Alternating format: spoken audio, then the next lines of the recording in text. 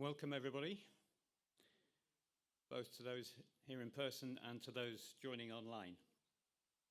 I hope you've had a good lunch and have enjoyed the Congress so far, and you're ready for one more session. And just to be clear, so that everybody knows they're in the right room, the session title is on the screen, so if that's not what you're expecting, then please make good your escape now. Too late. But please stay still. I'm sure we'll dazzle you with our presentations. So it's exciting to be able to share this session with you and our full story. And I want to give a particularly warm welcome to the Minister from South Africa, Tembe Simelane, the Minister of Human Settlements, and also the Acting Minister of Water and Sanitation in South Africa. So thank you very much for your support today. It's great to have you here. So my name is Andy Peel. It's my pleasure to be your moderator. I'm a WASH consultant from the UK. I work on urban sanitation, mainly in Africa and Asia. And in addition to this, some 10 years ago, I was part of the team that created the SFD tool. So I was part of the development of the excreta flow diagram tool. And with colleagues within GIZ, I continue to support its use and development. So for full disclosure, we will not be presenting or discussing any examples of SWOPs in this session, but we will be highlighting examples of partnerships and collaborations in the sanitation sector. So I think very much in the spirit of the SWOP concept and the SWOP strategy. So we'll be focusing on peer learning and showcasing some examples of how peer learning and use of sanitation tools are a key ingredient in delivering climate resilient sanitation and achieving the SDGs, SDG 6 of course. So we're going to start with a panel discussion before hearing some presentations by three of our panelists, and we're hoping that will leave plenty of time for a Q&A at the end. So we're going to be crossing continents and hearing some experience from a couple of colleagues from South Africa, Andre and Robin. We will be hearing from Dr. Maureen Matto, who's online, and hopefully the Zoom connection will work adequately. Got a thumbs up from the back. It's always nice to get a thumbs up from the tech team. We'll be hearing from Germany, from Arna Panesar, and we'll be getting some closing remarks from Kenya, from Serene Malik. So thank you very much for all of you for taking part in this session. So first of all, I'd like to ask Robin and Arna to come to the stage, please. And we're going to join with Maureen online for a panel discussion. You're deciding where to sit in the... You've got plenty of seats to choose from.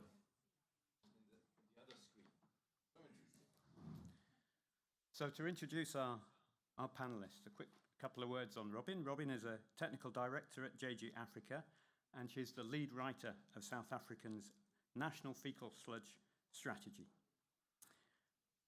and is currently the team leader for the Water Research Commission's capacity building program for SFDs in South Africa.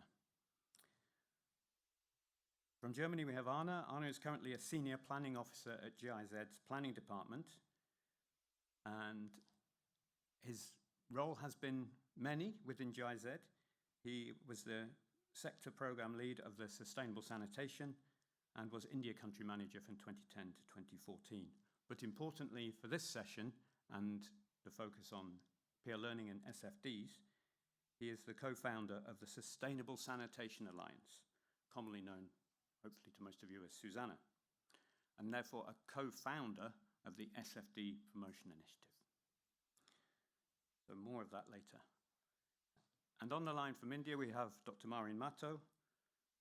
Maureen is the team lead for the Sanitation Capacity Building Platform at the National Institute of Urban Affairs, where she leads research and advisory initiatives on sustainable sanitation.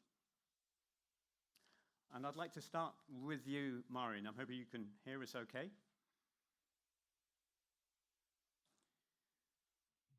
Yes, hi, good morning, good afternoon, Yes, everybody. whatever you yes. like. That's great. Thank you for joining us. Maureen, from your perspective, what is the real value of peer networks, especially when it comes to helping cities work through complex sanitation challenges? Okay, thank you to the organizers for having me here. And sorry I couldn't join in person. So, Angie, with regard to the question you have posed, so we need to understand the fact that system for addressing system challenges, specifically with regard to sanitation or any other municipal sector, and the need for promoting inclusive growth, a collective effort is required. Who understands a problem better than your own peer professional? If you talk about municipal functionaries, if they have to execute program or project, the challenges they face, be it with regard to institutional or technical issue, can be easily dealt with when they interact with their peer functionaries. And this is where the power of peer-to-peer network plays a transformative role. Sustained changes happen through shared learning and joint action. And I vouch that in South Asia, peer to peer networks have emerged as catalysts, driving contextual and impactful solutions through collaborations that span various socioeconomic settings.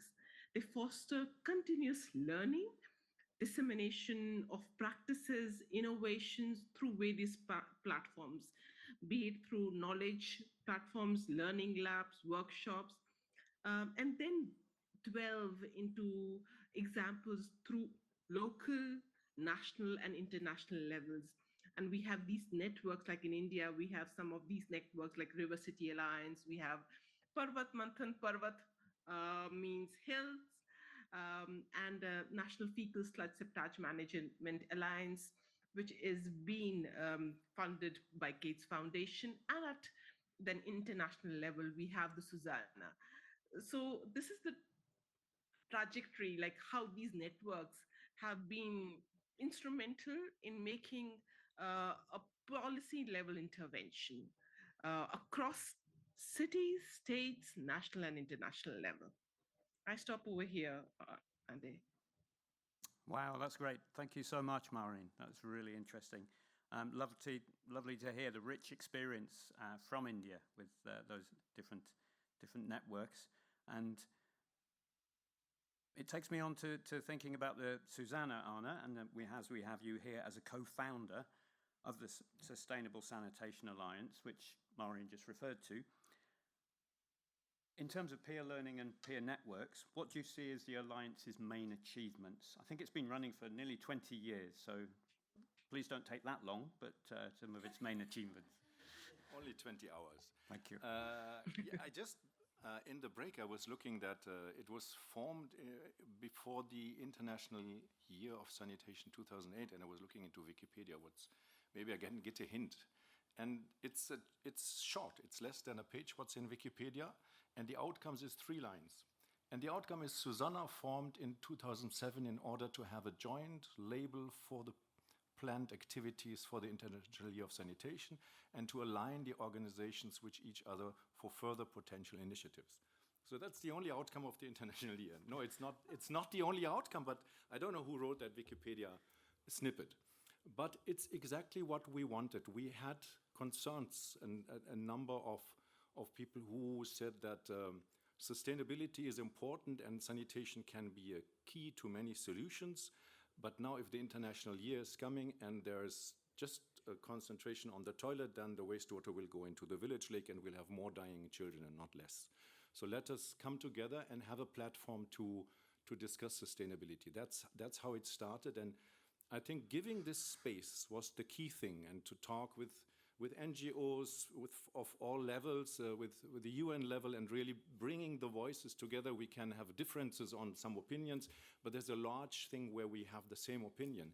And I think that helped us to then come up with a definition of sustainable sanitation, and as well, so to not Susanna was influencing SDG. So 2008 was the MDG period, but then when the SDGs came, it actually took up more or less the definition of sustainable sanitation as written down by Susanna.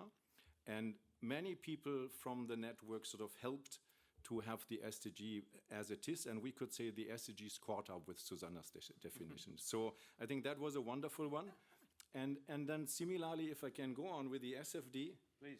Yes. But I just wonder, before you start on the SFD, we've put the banner up here. I just would like a show of hands. Is everybody familiar with the SFD? If you don't know about the SFD, then Anna can give you some more details. A show of hands if anybody is not knowing about the SFD. We can talk 20 hours.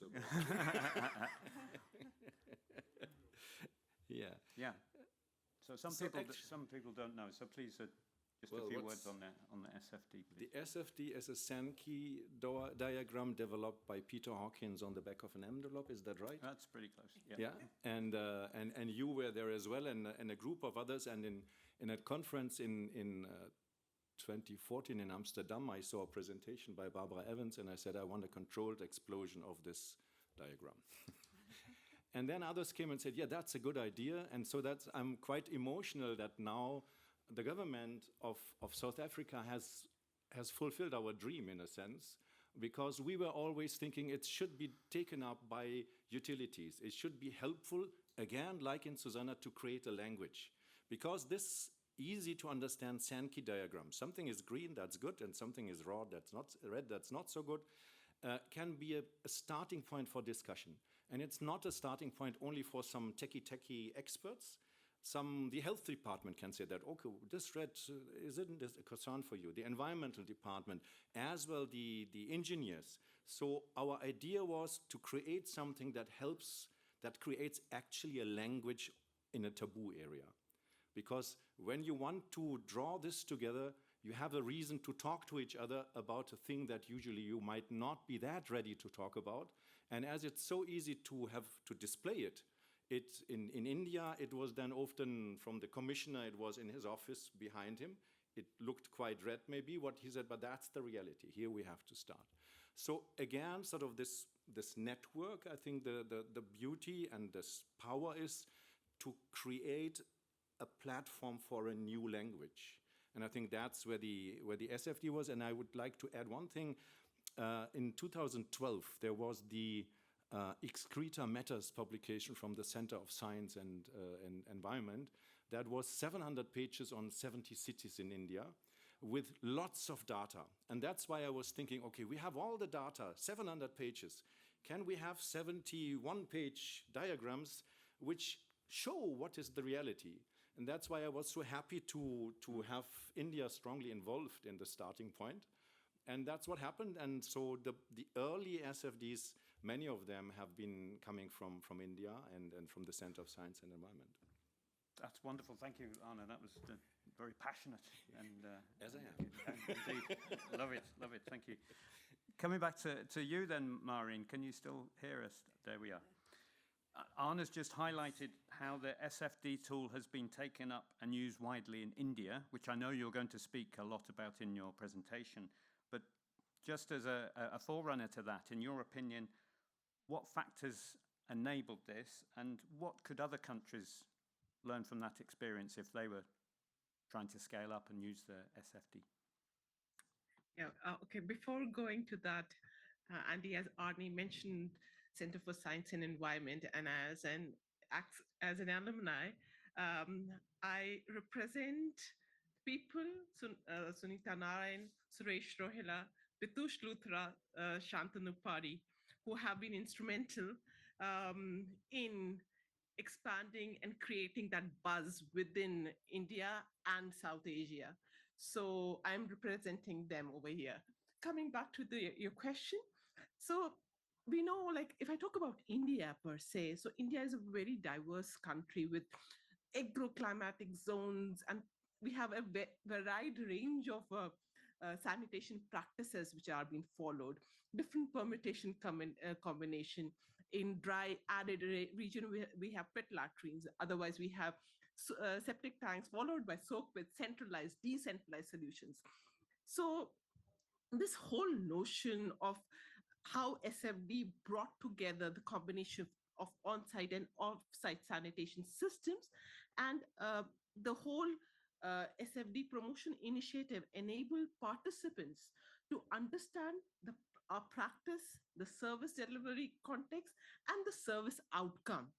Um, this was an opportunity for India to integrate on-site sanitation systems as part and parcel of the sanitation system in India at the policy level, transforming from fecal sludge mismanagement, if I can say so, to fecal sludge management.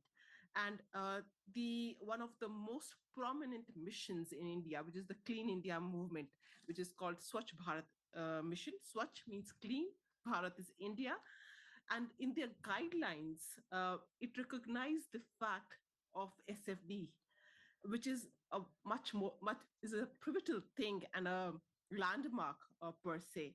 And how, which I will also discuss in my presentation, how the learnings from India with regard to contextualizing SFDs help in creating that incremental approach to widespread and use the SFD tool in other countries, be it Nepal, Bangladesh, and South Africa. So yeah. That's really interesting. Thanks, Maureen. Do I have another minute? Oh. What do we think? I announced 20 hours.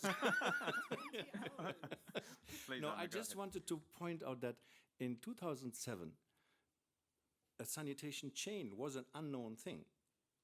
There was a toilet, there was a treatment plant, but to say that you have a sanitation chain, that was not at all the mainstream way to think about it. So it was in the definition and in the discussions we had in Susanna, where this chain came in to say that we cannot look at the toilet alone. And then we had central systems and decentral system on-site and so on. And that's why I was so excited about the SFD, because it brought it all in one picture. So it bridged the divide between central and on-site systems, and it had the sanitation thing. So that made me completely excited. No, so that's nice. I missed out in saying Thank you for that. And I think it also has all those other parts that were missed. The emptying services, which didn't get discussed before. And that so much work has gone into improving the emptying services and accepting that many places only will have on-site sanitation, but the service can be improved and made safely managed, so it does not become the poor cousin or the poor relation of the sewage sanitation. But I shouldn't let you run away with the conversation. I've fallen into your trap. I wanted to just rewind a little bit to what Maureen mentioned there, which was that the SFD has been transfer of knowledge to South Africa. And that brings me to Robin. So in your work in South Africa on the SFD project, what have you found to be the key learnings that you've gathered from the peer-to-peer collaborations that you've had with Indian colleagues? Thanks, Andy. Okay, before I answer that question, can I just say that the words power and beauty are seldom used in conversations about sanitation, but I find in our project we use them quite often. Oh. But as to the key learnings, I think the biggest learning we've had is peer-to-peer learning is the speed of implementation. So in our project, we know in sanitation, context is everything, right? In anything, context is everything. But what we did was we used ESF with their incredible technical knowledge, the EcoSan Services Foundation. It's a non-profit organization in India, very experienced in the SFD. So we used their technical knowledge of the SFD And we applied that knowledge with our knowledge, technical knowledge of the context in South Africa, the context of sanitation in South Africa. And that enabled us to develop a set of materials tailored for the South African context around the SFD in 6 months. Wow. Which is pretty fast. So we want to apply that approach again. We have a collaboration with the Center for Science and Environment, who Maureen mentioned, in India, around fecal sludge treatment. And we want to do the same thing. We really know about fecal sludge treatment and issues with treatment and legislation in South Africa. But what we don't know is the deep technical options around fecal sludge treatment and the experience. We don't have the experience. We don't have FSTPs or many fecal sludge treatment options in South Africa. So we want to apply that same approach with our collaboration with CSE around fecal sludge treatment options so that we can get there quickly in the South African context. And so I guess the soundbite would be for you that peer learning speeds up, accelerates solutions. Nice. Thank you very much. You're going to be presenting a little while as well, so we'll hear more about the beauty and the power and You will. the speed. I Thank you. use the words. Yeah, great. Can I disturb you 30 seconds? 30 seconds. The reason why we started it was so much money was going in large central infrastructure. And if you ask a utility, you're looking on toilets, yes, we do. And these toilets there in this poor settlement, well, we're looking only on those on the central sewer. So it was either not, sort of the responsibility was limited often to the sewer system, and it was a big unknown. People were saying, we don't have data. And so the SFD was saying that if you don't have data, ask. Whatever you find is good. Talk to the people, have key informant interviews, and if you don't know it, it's 50-50. And if it's 80% right and that's 10% wrong, it still gives the message we wanted to give. Those days, we couldn't say that, is it 20% on average that's on central systems, or is it 50? Now we have more than 300 SFDs which show, yes, it's about 70 to 80% which are not on central systems and may never be. Back to you. Thank you. Thank you. The power. The power. And the beauty. Super. Maureen, I'm hoping you're online because I'm now going to ask you to give your presentation and share your screen. So Yes, we'll very much online. take our front seats.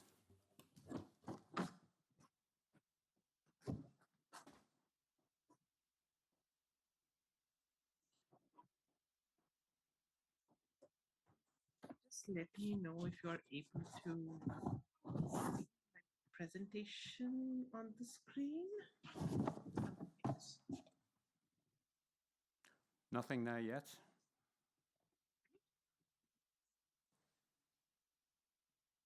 Just a second. How about now? Yes. Perfect.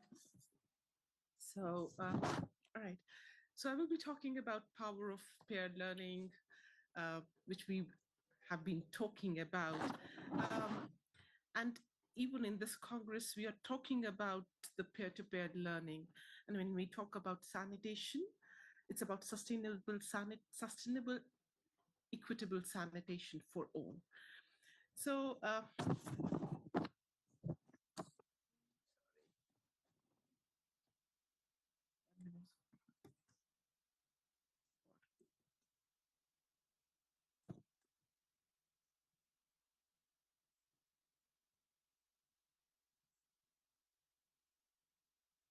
sorry for this one.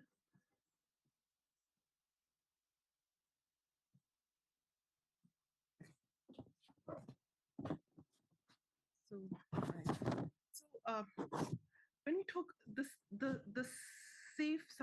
safely managed sanitation services has come a long way. If you see at the screen, we have the recent we have this pie chart which showcases the recent JMP report on the progress of household drinking water sanitation and hygiene. It showcases that in 2024, there is about 66% of the population is getting safely managed sanitation services, which is a jump from 48% to 66%. But however, we need to realize the fact that with the rate of urbanization and the impact of climate change, the improved services require a major disruption. Our sanitation challenges are inherently complex, multifaceted, and context specific. Traditionally, the various institutions uh, who govern the sanitation services work in silos. And to top it all, we have the infrastructure gap, be it in terms of inadequate facilities and systems, of financial constraints, be it with regard to insufficient resources or governance issues with limited resources, and how we integrate the whole notion of human centric approach where we bring the citizens into the whole context. And that is why on the right hand side, you see this web diagram, which shows that there are many institutions who are part and parcel of providing safe sanitation to all, but mostly work in silos. And that is where the power of peer-to-peer learning comes into picture. Here, I showcase the peer networks which are, and which have been instrumental in India with regard to providing that enabling environment, which act as multipliers, bridging the gap between policy to practice, building capacities not only of the municipal functionaries, but various stakeholders, be it uh, the resident welfare associates, be it the NGOs, and driving sustained actionable impacts. So the first one is, which has been recently launched which is the Urban Waste Management and Sanitation Mentorship Program, which is launched by the Ministry of Housing and Urban Affairs. It was being launched in September this year, which is called Swachh Sheher Jodi. Swachh means clean, Sheher means city, Jodi means pairing. And it is basically what the GUAPA, the WOP mentor mentee initiative which we have, where there are about 72 high performing cities providing support to 200 cities which need to be mentored, which need to provide that mentorship in order to improve cleanliness and sustainability of urban areas through city collaboration and knowledge sharing. Second is the Chief Engineers Forum, which has been launched this month only by the Ministry of Housing and Urban Affairs. It is to drive structured policy and technical dialogue among chief engineers, um, philanthropic organizations, policy makers, in order to move towards garbage free cities and sustainable used water management, right? Then we have the strong network of 34 plus organizations, which is called National Fecal Sludge Septage Management, which is based in India, providing hand-holding support at city, state, and national level. Another peer-to-peer network or alliance is the River City Alliance, which is a joint venture of two ministries. One is the Ministry of Housing and Urban Affairs and Ministry of Jal Shakti. It started in 2021 after the Honorable Prime Minister, Mr. Narendra Modi, highlighted the importance of rivers along, uh, sorry, importance of cities along the rivers taking responsibility for rejuvenation. And this led to the formation of River City Alliance, a humble start from 35 to now 145 odd cities are part of this venture. Um, and then we have this Parvat Manthan, which is how the voices of the hills can be taken into consideration when we plan or implement sustainable sanitation for all, bringing the voices together. And that is where we have this power of networks. for collective problem solving and innovations by linking cities, experts, practitioners for knowledge exchange and joint action. Talking about the National Fecal Sludge Management Alliance, how, as a network, it provides support with regard to policy, guideline, standards at state and national level through national fecal sludge policies, through guidelines, and also providing peer-to-peer network through capacity building and facilitating implementation, and how partners within this alliance are pivotal in providing knowledge codification, in engaging networks, in providing contextual adaptation. Another which I talked about is Parvat Manthan. We started, this is an initiative of National Institute of Urban Affairs, which I represent. Um, NIUA is an apex body of Ministry of Housing and Urban Affairs.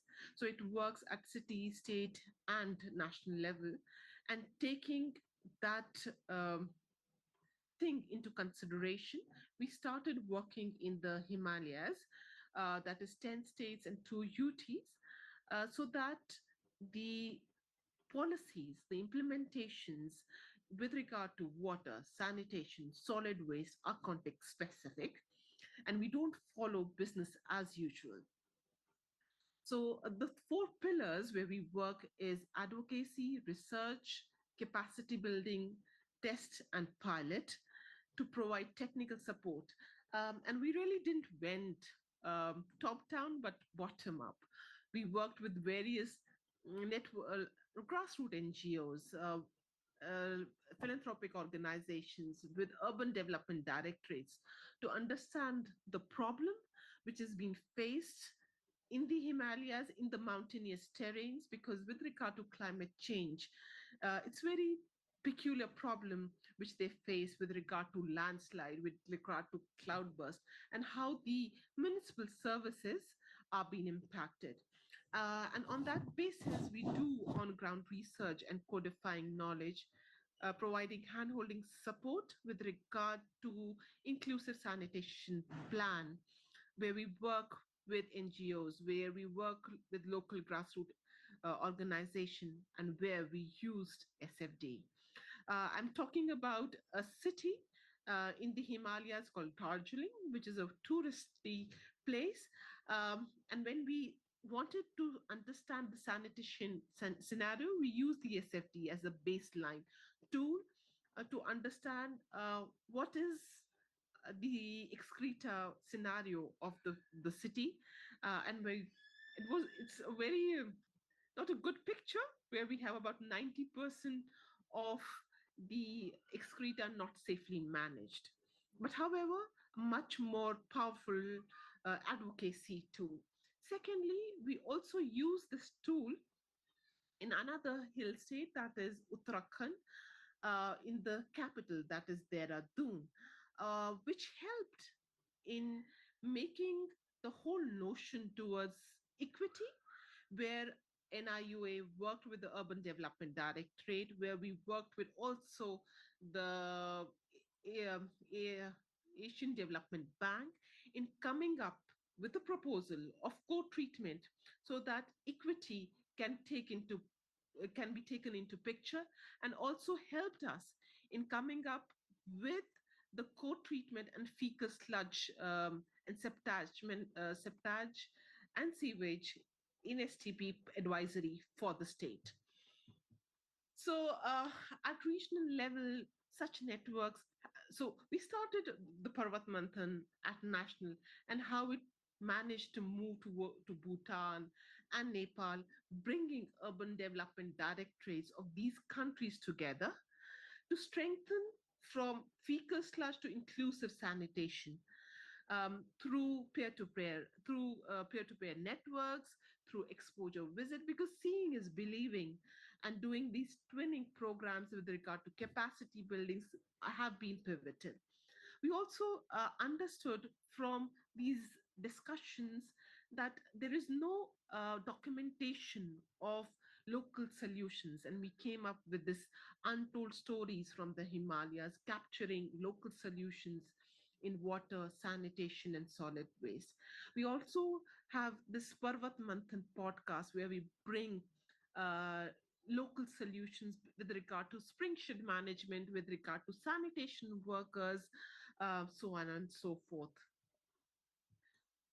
Now, coming with the SFT story of India, uh, where Center for Science and Environment, CSC, an NGO which is based out of New Delhi, started this whole campaign with regard, if I can use the word campaign, with regard to SFD, partnering with GIZ, EVAC, University of Leeds, Lauberg University in 2014. And if I am correct, Arnie can just tell me that I think it worked for 3 phases from 2014 to 22, uh, with the whole testing of the methodology of data collection in Indian context, and trained various change agents to prepare and use the SFD.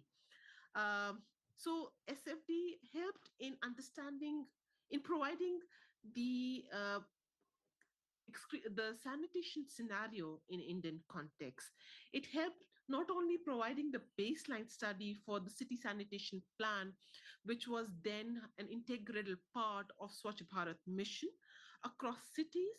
So SFD in India started with 11 cities and then gradually moved towards the river Ganga basin, which is one of the largest basin in India.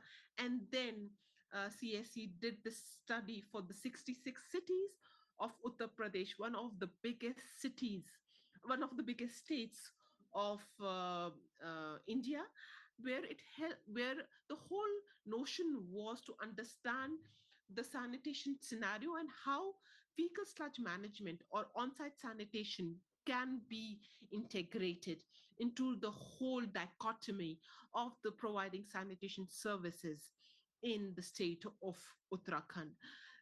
Just to give you a context, in India, it's around 70% of the population is dependent on on-site sanitation. And SFD provided that lever to bridge the gap between centralized and decentralized solution. Uh, the application of SFD, a powerful advocacy tool for policy impact. Even our Prime Minister, Mr. Narendra Modi, when he had the meeting with Bill Gates, the conversation with regard to safe sanitation was being depicted through through SFD, and how SFD can be used not only as a policy level intervention, but also monitoring and also for as a planning tool, be it with regard to city sanitation plan, but also to understand where your city, where your state lies with regard to safe sanitation across the service chain from containment to the end use. And also as we are progressing from fecal sludge, on-site sanitation to inclusive sanitation, when we look through the lens of citywide inclusive sanitation, how SFD has been pivotal in relating the whole notion towards equity and safety. If I talk about impact, it's more than 500 odd SFDs which have been developed in India through this whole network of peer to peer, which was being started from the CSC SFD PI initiative, and how it is being used now by various cities and states. How more than uh, 20 odd trainings have been done in order to capacitate municipal functionaries, state, non-state stakeholders, and how SFD has been adopted by the Swachh Bharat mission with regard to their advisory on on-site and off-site sewage management practices, which was released in 2020, and ensuring that preparation of SFD and decentralized wastewater treatment and SF and city sanitation plan becomes integral in order to achieve improved urban sanitation through monitoring the progress of cities.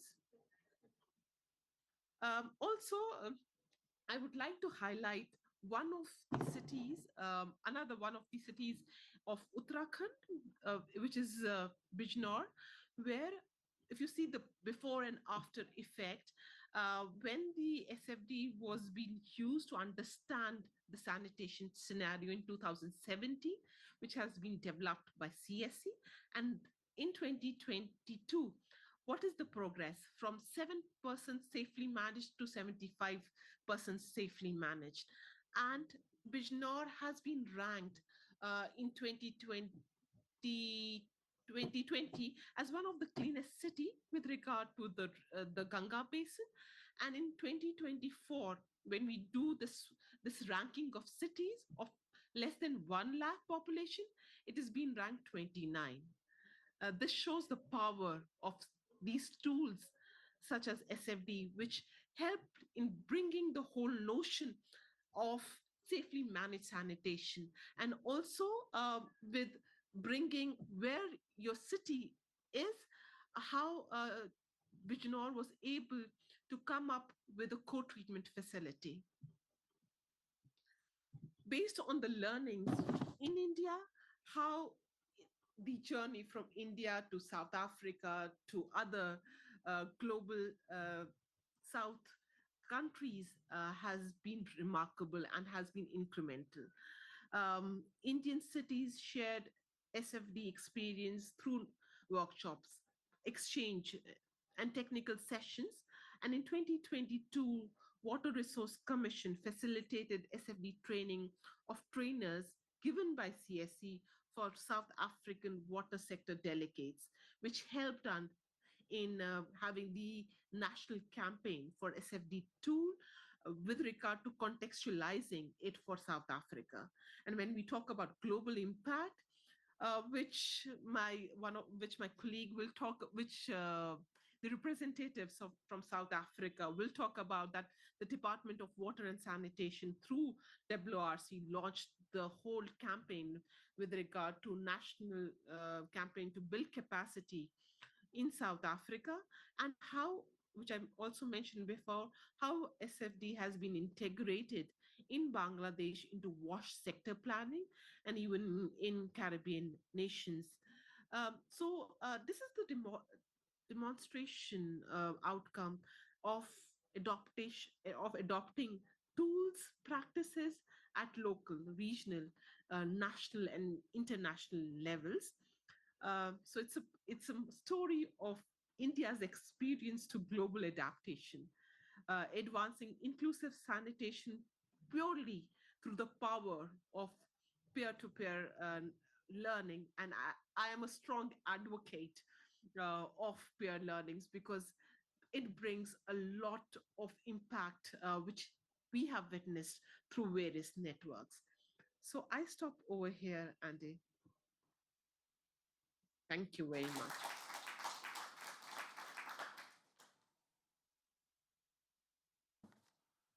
That was great. Thank you so much, Maureen. Really interesting to hear the story from India, and I particularly like the slide with the SFD progress in Bijnor and Chunar. That was great to see that progress just in 5 years. And you've already given the link, a nice segue to the next part of the story, to South Africa. So we're going to cross continents from India to South Africa, and I would like to invite Andre van der Walt to come up. Andre is the Chief Director of Sanitation Services Support in the National Department of Water and Sanitation, and responsible for development of sanitation policies and strategies and supporting the municipalities. So he's going to talk about the why the SFD was adopted into South Africa, and then we're going to hear from Robin afterwards to talk about the how it's been adopted. So those are two presentations. Thanks. Thank you very much, Andy.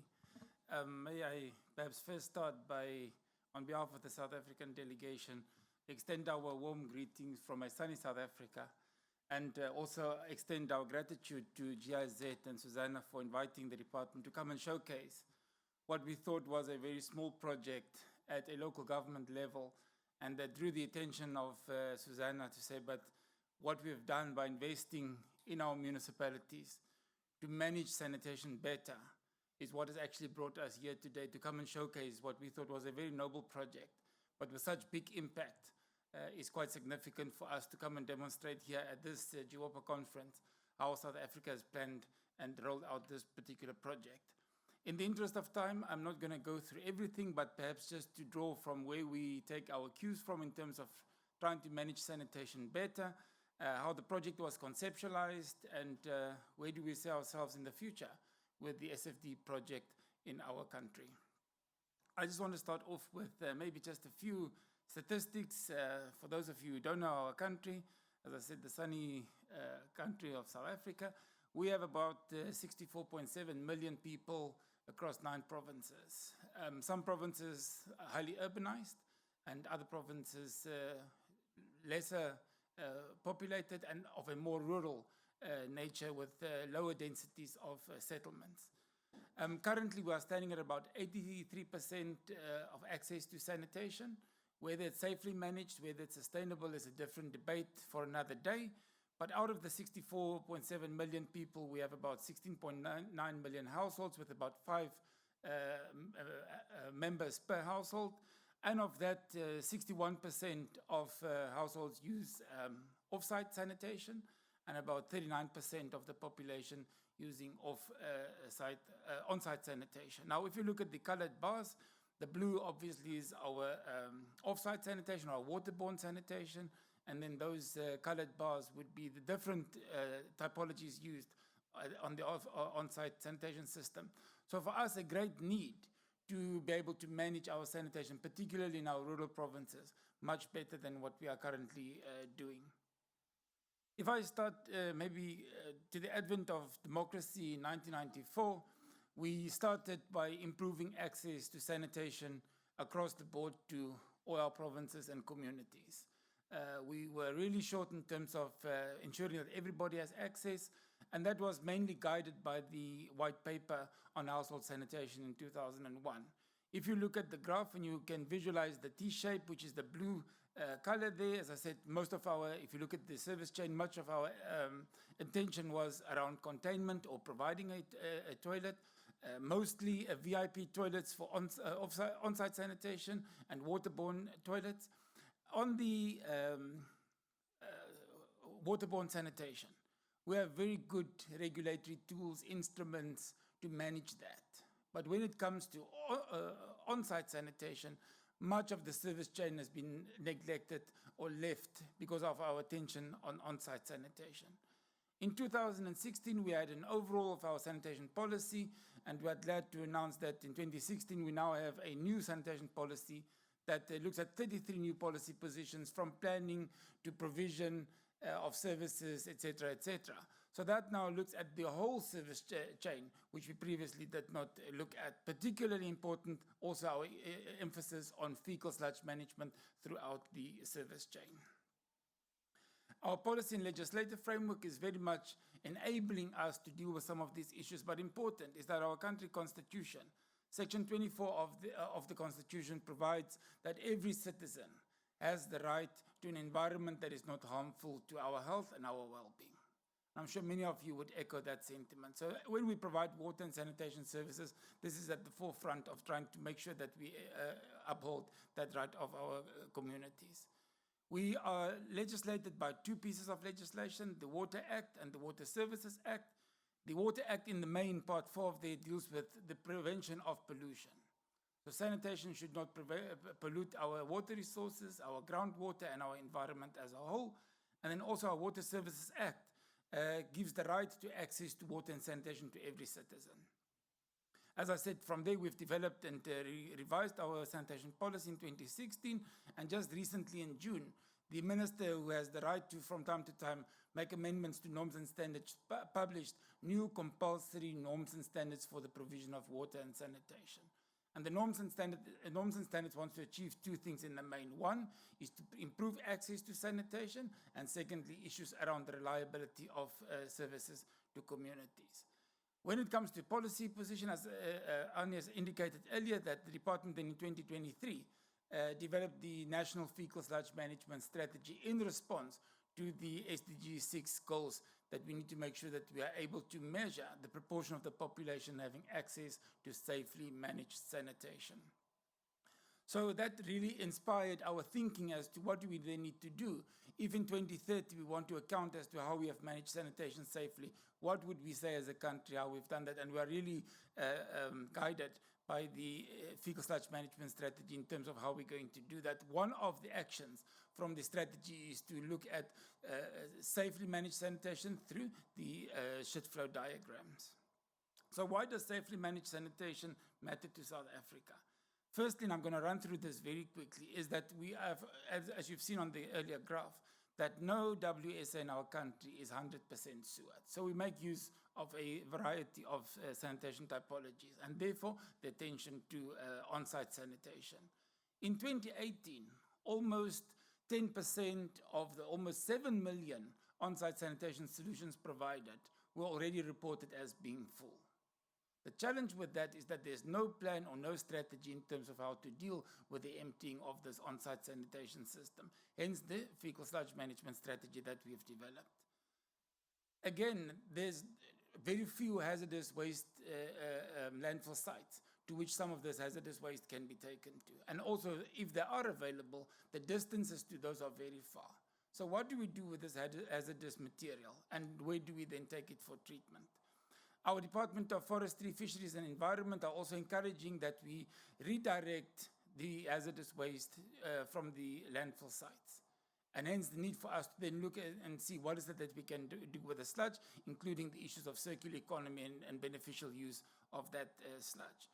As Robin has indicated, as a country, we don't have dedicated fecal sludge treatment plants, and we know that when we mix the fecal sludge with the wastewater sludge, the microbiological processes don't necessarily complement each other. Therefore, the need for us to think differently as to how we then manage the sludge coming from on-site sanitation systems.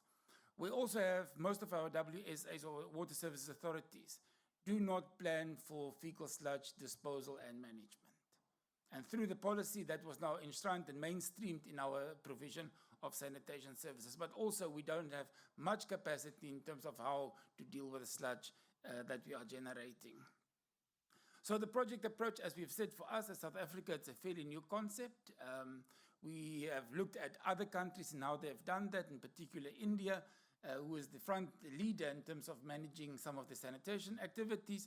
And here from the FSM toolbox, we then looked at the SFDs, or the excreta flow diagrams, and we thought of using this as a capacity building exercise for officials and for our local authorities whilst we are developing the SFDs. So in 2022, we then started to conceptualize what the project will look like and how we're going to roll out the project. We have 144 water services authorities, of which we said that, how do you eat an elephant piece by piece? To roll out 144 SFDs at once was going to be a mammoth task for us. So we've decided to at least start with 36 across all our 9 provinces. And as you see there on the graph, or the map there, those little colored polygons, that then represents the water services authorities that we've identified for the SFDs. And why 34 per province? Just to give us a sense as to what the country's state of safely managing sanitation is like. So for us, it was a systematic approach, and will continue to be a systematic approach, so that we can ultimately cover all 144 municipalities. But as we were rolling out this project, some of the WSAs then started to raise their hands to say, we see that you're doing SFDs, can we be part of the program? And we've included those, and we're happy that some of those municipalities are raising their hands to say they want to be part of the process. So after conceptualizing the project, we've then appointed our entity, the Water Research Commission, and they in turn have appointed JG Africa, which Robin represents, to assist us with the technical rollout of this particular project. So why is it important for South Africa? Firstly is that henceforth, the SFDs will now be incorporated in our regulatory framework for sanitation. It was not there in the past. It will now be part of the Green Drop report and the assessment tool. The SFDs will now assist us to identify sanitation data gaps. I think one of the areas that Robin will talk to is that data to develop the SFDs were very limited, and that will at least help us now, as you see the diagrams being developed, municipalities now identify which areas of data is needed for the successful completion of the SFD. Also, it will now help us to discuss the status of sanitation in our WSAs, what needs to be done, what interventions we can make, and how those interventions will go about. And lastly, it will also assist us with appropriate and sustainable sanitation solutions for all our municipalities. We are not a one-size-fits-all. We deal with different complex challenges, from water scarcity to small and low-density settlements far and between each other. So we really need to contextualize and customize it for each one of our WSAs. In conclusion, colleagues, I can indicate that as a department, we will continue to support our municipalities in developing the SFDs. We think it's quite a useful tool for sanitation. We have learned much from the Indian experience in terms of how to develop that. We are also going to help and support our municipalities that those actions that are generated from the SFD are actually taken up and implemented successfully, so that come 2030, we're able to say that we have at least managed our sanitation a little bit better and safely for the future. Thank you so much.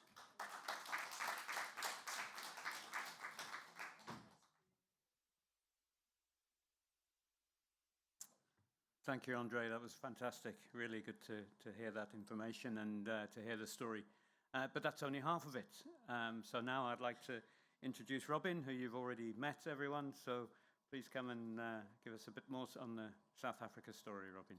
Thank you.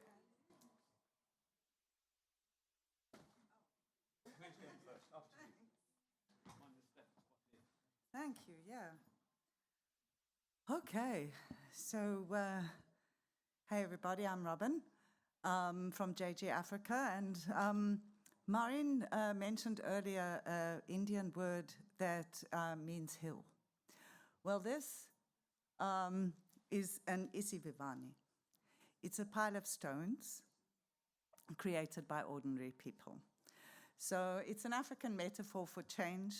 And in this presentation, I'm going to explain how the various symbolisms of the Isivivani played out in our project. Next slide, please. Okay, so I'm doing it this way. Okay, there's the clicker. Okay, so I'm going to test my Zulu here. Ukuposa iche esivivaneni. Okay, means to throw one stone on the pile. Okay, and it's, as I mentioned, an African metaphor for guiding change. So one of the key issues is historically, people used to pick up a stone and put it on the pile to clear a footpath, right? So it's about clearing the footpath. It's about a oneness of purpose. So everybody is contributing to that in a collective effort to clear the footpath or to contribute to a great work, which is symbolized by the pile of stones, right? Built by everybody. It's a motivating vision of the future. When your pile of stones is built, you've done something together, and it can motivate you to do the next thing in creating a pathway of beacons to a place of significance. Okay. So Andre mentioned the strategy, the FSM strategy. So the strategy marked a shift in our thinking from about sewage sanitation to thinking about sewage and on-site sanitation. And it had a priority action on SFDs. You can see it on the screen there. I'm not going to read it. But the key thing is our monitoring and evaluation framework for the strategy. The indicator number 1 is, and this I'm going to read, proportion of WSAs with a credible SFD graphic and report compiled by the municipal team. Okay, we have a target of 100% of all our WSAs in the next 10 years of the strategy, and the first target in the short term is 25%. So the thing about the strategy is it cleared the footpath because it comes with a budget. And it's that the entire program, to date at least, she said hopefully, has been funded by the South African government. It's their investment on the back of the strategy. So the next thing about the Isivivani is that it symbolizes a oneness of purpose. So the SFD is a global standard methodology, right? But we didn't know much about it in South Africa. But our colleagues in India, EcoScience Services Foundation, really did. So we combined their deep knowledge of the technical methodology and the rigor of the technical methodology with our knowledge of the South African context, with the singular purpose of South Africanizing the SFD, to create the SA SFD. So first we needed to go to our sector to understand what we needed to adjust about the SFD to South Africanize it, and that was around terminology. And we also developed materials with ESF for a training of trainers workshop. And the key to this training of trainers is that we're going to do provincial workshops, right? So we wanted to make sure that all of our facilitators knew the SFD methodology, but knew the SA SFD, so that they could teach it to our 36 WSAs, now 38. So the next thing, and here's where I'm going to use the words power and beauty, is the collective effort that went into this. So now that we understood the adjustments we needed to make, we needed to get our set of materials ready. Our orientation workshop presentations, our training of trainer workshop presentations, and I'll come to the data input sheet. But what DWS did, in parallel with us doing all these things, is the DWS team went in person to 36 municipalities, taking an SFD readiness tool to secure commitment from all of those municipalities to participate in this program, and to come to the workshops to learn about the SASFD. To this day, I do not know how they did this without cloning themselves. Really, I don't know how they did it. But while they were doing that, the professional team were developing the data input sheet. So this data input sheet, it's an Excel tool, it's the map from the South African context to the global SFD. It's our language in sheet 1, and magically produces the global language in sheet 3 after a series of checks.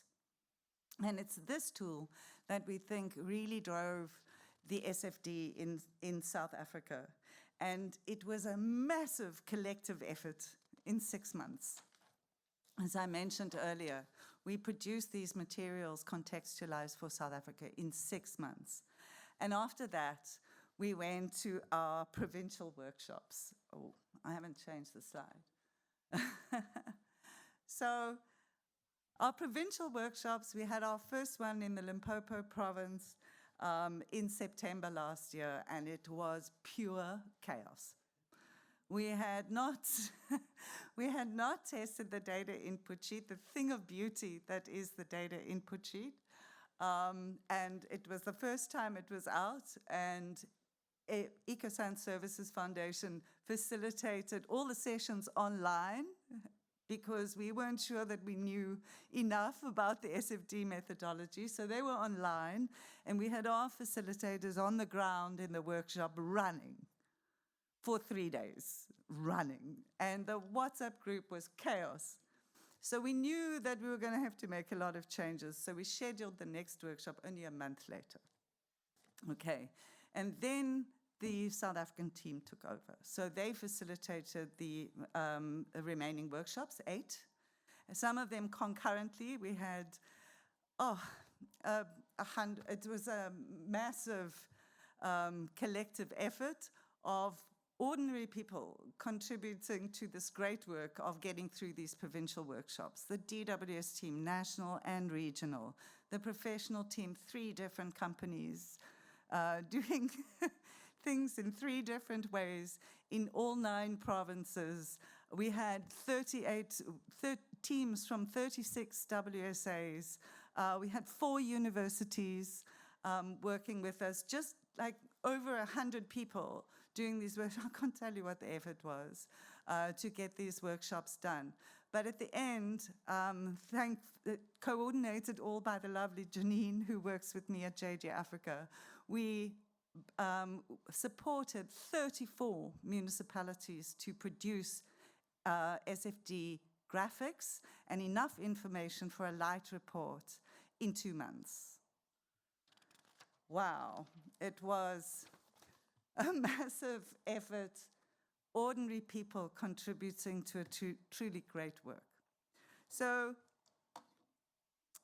then what did we do? I mean, we can't just leave it there. We've got our graphics now. But one of the things that came out of our workshop is that we really had very little data, Andre mentioned it, on on-site sanitation. We had such limited data, and the beauty of the SFD and the power of the SFD is that you can still have an SFD, even though you have limited data. But we supported DWS, who now has a geo-referenced survey, household survey app, which they are implementing around the country. We've only done questionnaires on VIPs at the moment. That's most of our sanitation. But in the future, we want to do questionnaires on other systems so that we can consistently improve our data on SFDs and improve the SFD graphics. The other thing that we're doing is a digitalization framework for the SFDs. We don't just want the WSAs to leave it there. We want them to update it. So we're going to make our data input sheet into an online tool so that WSAs who now own this can update their data regularly. And we are working with the Susanna team, thank you, to build a portal for SFDs from South Africa so that we can keep them on DWS systems and do more detailed analytics using other data that DWS has, and of course the data coming from, say, the household survey app. And finally, Susanna is going to review all of our projects. We've got a draft manual, a SFD manual, but we're still struggling with some of the components, and we are hoping that the relationship through the review of 38 SFDs, that we'll be able to address some of those questions we still have. So finally, the SFD is a beacon to a place of significance. This photo is of our team, which is DWS, JJ Africa, and the Joe Kabi District Municipality, and some members of the Center for Science and Environment team from India. And they are going to a very rural municipality. You can see the bleakness in that photo. To have a look at fecal sludge treatment options for rural municipalities. Our WSAs cover both. And this followed fecal sludge treatment plant training that was done recently in September by CSE. And so what we are hoping to do is use this with the SASFDs in 38 municipalities to create a beacon to a place of significance, which is the institutionalization of the SFD in South Africa. So I just want to ask you to try to say it with me. Ukuposa iche esivivaneni. Iche esivivaneni. Okay, so everyone has a contribution to make. So I'm going to leave you with, what is your stone and where will you place it?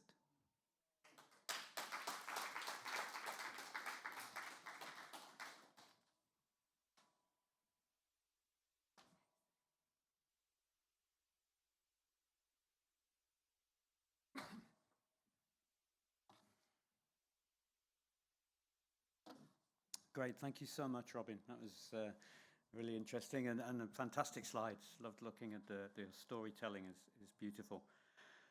And you've provided me with a nice opportunity to say to the audience that you have the opportunity now to place your stone and ask the panel some questions. So we have about 15 minutes for a Q&A.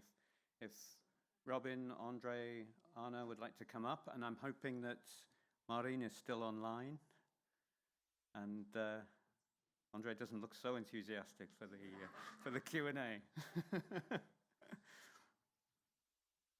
So do we have a microphone, Alex? If you can do... hands up for questions. If you can say your name, organization, country, and who your question is directed at, please. Yes. Maybe I should ask Andre a question just to briefly get us a little bit started on the Q&A. I was wondering, and during your presentation, I mean, you've come a long way in the time that you've been adopting the SFDs. Is there something that you would advise, something that you would change in the way you've done it? Is there something you would suggest to other countries who are adopting the SFDs, or from your background? That's a very difficult question. I think for something that we would perhaps change is the fact that we need to know our backyards. Who is where and who's doing what. Without the data, it's almost difficult to develop an SFD. So I think readiness with data, being organized, understanding what you do to who, what services you are providing, how often you do it, is very important for the successful formulation of an SFD. So I think in the next round that we will be embarking upon is to make sure that we start to ready those WSAs with data information available so that it can speed up the process and we can be able to complete it successfully. We don't want an SFD that is incomplete.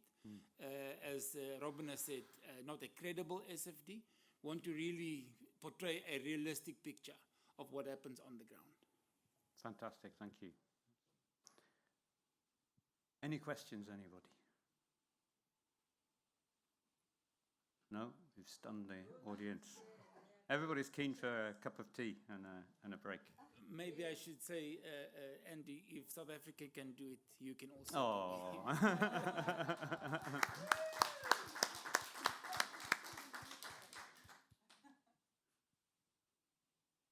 Okay.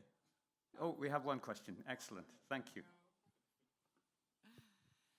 I will not leave you without questions. Lovely.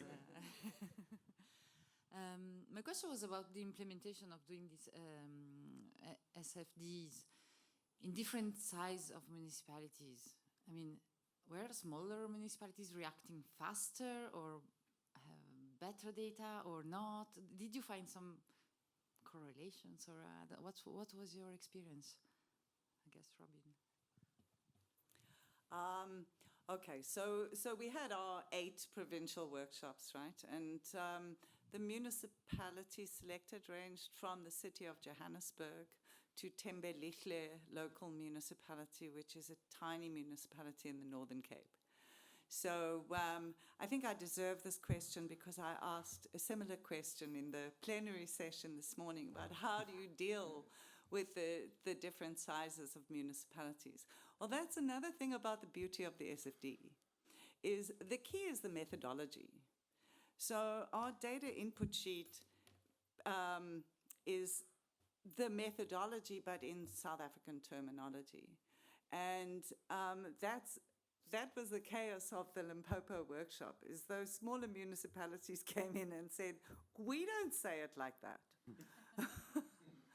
We don't have that in our municipality, right? So we added to the data input sheet a series of explanations that were right there in the sheet with a true and false, so that they could go to sheet 2. So we basically reduced all the municipalities to what is the methodology of the SFD and asked them to use either the data that DWS had in the Water Services Knowledge System or the census data. So unless they had a specific source for their data. So really, the SFD does that for us because it can be applied in any municipality, small or large. The difference with South Africa is that our WSAs don't just cover cities. So we're still trying to figure that one out, to be honest, is how do we do this in a rural municipality with those settlements that are far apart. In one of our workshops in the Free State, they came with data for one of their towns and used the methodology and then went in the evening after the workshop to put the data in for another of their towns on their own. So, and came to the workshop the next day with a SFD for another town. So I think that's really the secret, is everybody has a contribution to make. A small municipality can also put their stone on the pile. Lovely, thank you. Arne, you have 30 seconds to answer As this. always, okay. So I just wanted to point out, if it's a very small settlement with 1,000 inhabitants, it's a difference if it's a big city with 30 million inhabitants. And as well, if you want to see change in the SFD, it's a difference. If it's a very small town, you can make an intervention and it's visible.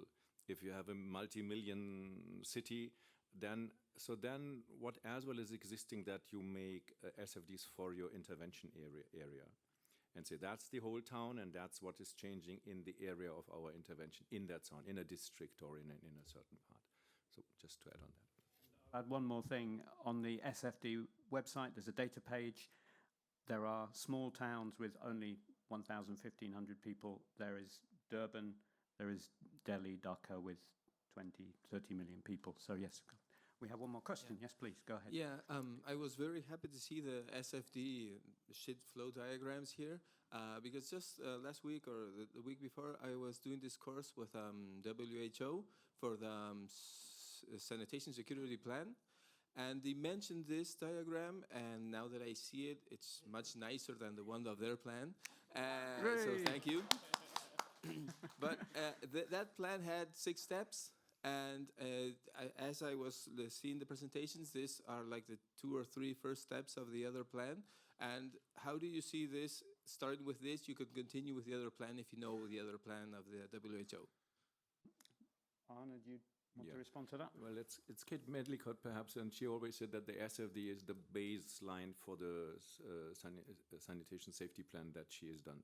So it's a number of tools in the sector now where they say you start with an SFD and then you go on with the next level or the next step of tools. So, but that's it broadly, what I can say to this. I've missed out on something. It will come and I will ask for 30 seconds. No, yes, it is. That and it was so visible. It's the way. It's sort of, you make people talk. And you make people discuss, and you make people discuss on, there are no data, so what are we doing, what are we putting here? And I'm so happy about the presentation, which when you talked about the chaos, this is a creative, positive chaos. That's what we need to talk about the taboo. Yeah, so, please, Robin. Andy, I just want to support what Anna said.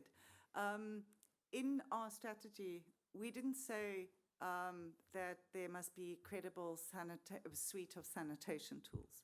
We started with the SFD. We didn't even go to CWISE, citywide inclusive sanitation, because we're not only looking at cities.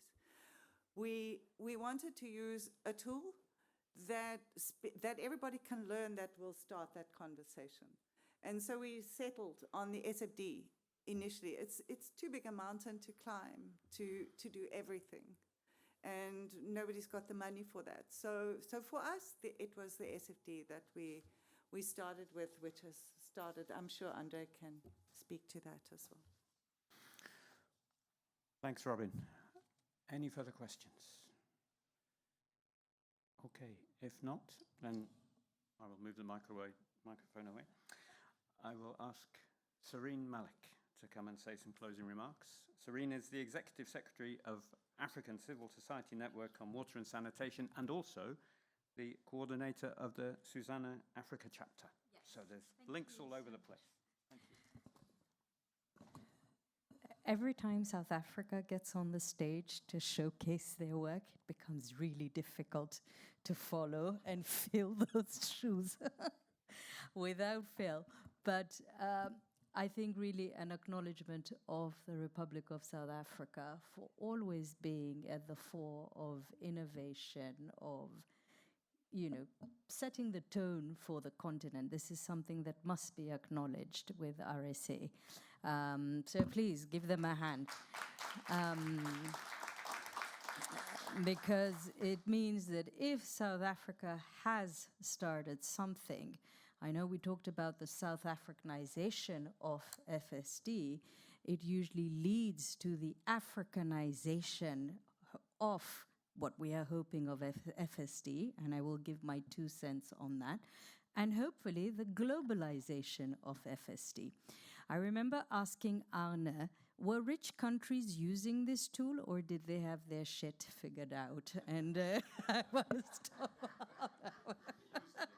and Arne told me, no, they're using it. It was like, okay, that's a good start. That's a good start. So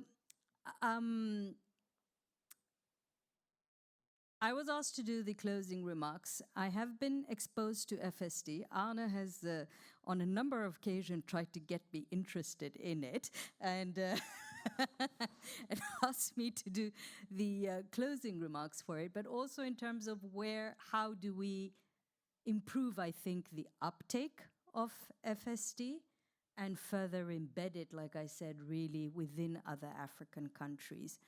So I'd like to mention 3 opportunities that have emerged probably in the last 1 year, 2 years. Notwithstanding, of course, framing this against the fact that RSA is at the fore of FSD. And when we see RSA doing something, we have a tendency of following. Number 1, recently I was sharing with Arne and Alex that we were working with a number of small water utilities and had asked them to do a map of all their piping systems. And these are utilities that, by the way, do not have budgets or sophisticated tech to do it. It's just the 2 guys in their gumboots on a motorbike that went around out of instinct, memory, that actually drew the entire pipe system of the utility.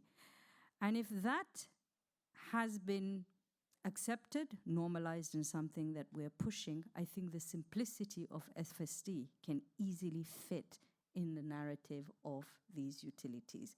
That it doesn't really need, very complex, I hope so. Of course, you're probably using something more complex, but I think it's important to underscore the simplicity of FSD and putting that forward.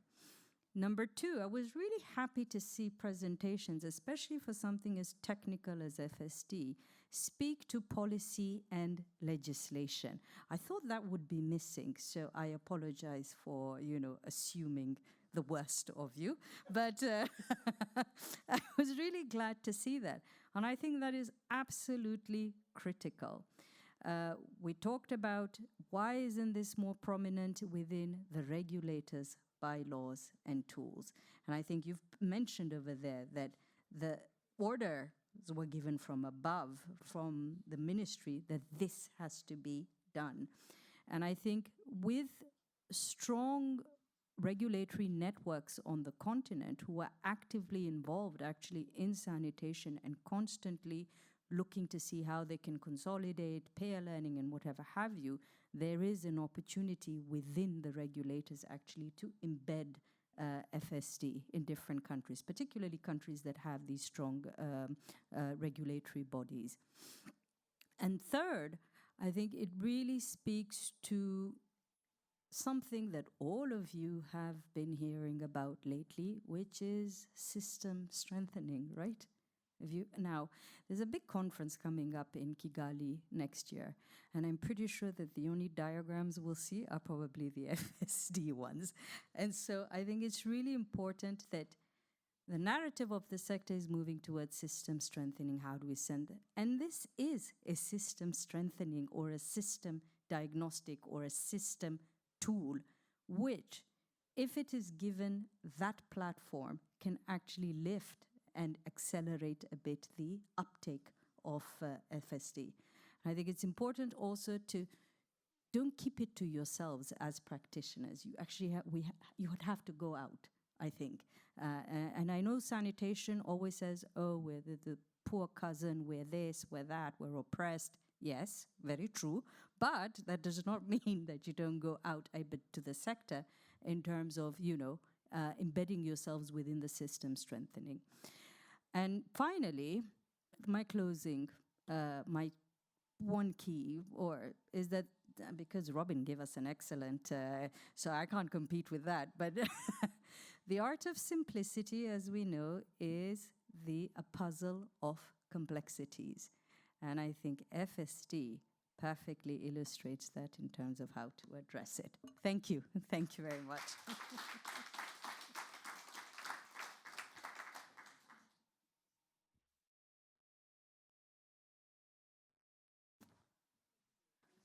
Thank you very much, Serene. That was excellent. We've got lots of proverbs and stories and words to remember now. And just a final round of applause for the panelists, and an applause to yourself for sticking with us, and for Maureen online as well. Thank you.